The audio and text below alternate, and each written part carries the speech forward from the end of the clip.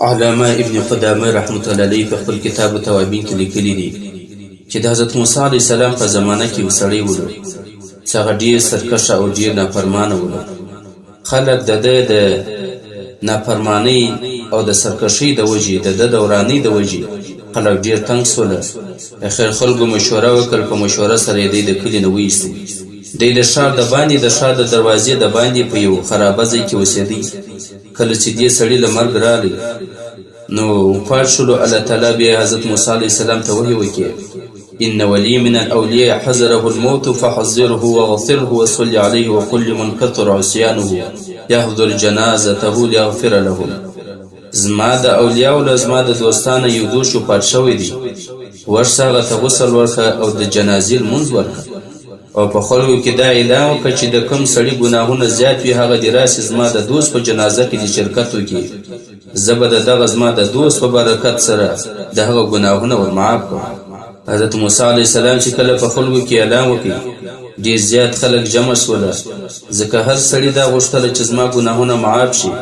چې کله خلک هلته راغله نو وپېژندی چې دا په هغه فاسق دی، هغه فاجر دی چې موږ د کلي نه پیسې اخیستی و. حضرت موسی علیه السلام هم ډېر حیران شولو. نو الله تعالی وحی وکړي چې موسی ستا د کوم خبره صحیح ده، لیکن کله چې د دې سړي د مر وخت راژندې شولو نو د یوه طرف ته وکتل و بل طرف ته وکتله، نه یې څه دوست په نظر باندې ورلی او نه د خپلو خپلوانو څوک په نظر باندې ورلی. خپل ځان یې په ډېر ذلت او خوارۍ کې ولیدی.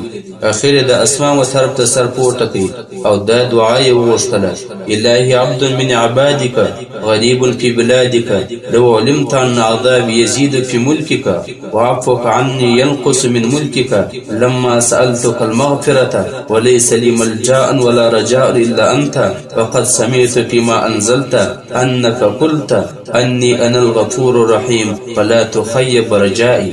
ای الله، زه ستا د بندګانو نه یو بنده یم، ستا په کائناتو کې مسافر یم، خلکو د کلي نه شړلی یم، د کلي نه پیسې اخیستی یم.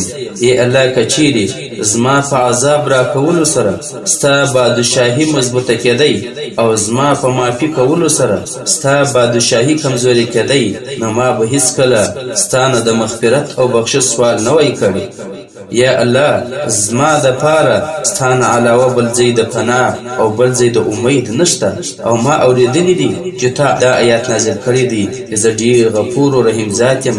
نو الله، ما مه مایوسه کوه، زما ګناهونه مه رامعاف کړه. نو الله جل جلاله وفرمایل حضرت موسی علیه السلام ته: یا موسی افکان یحسن بی ان ارده.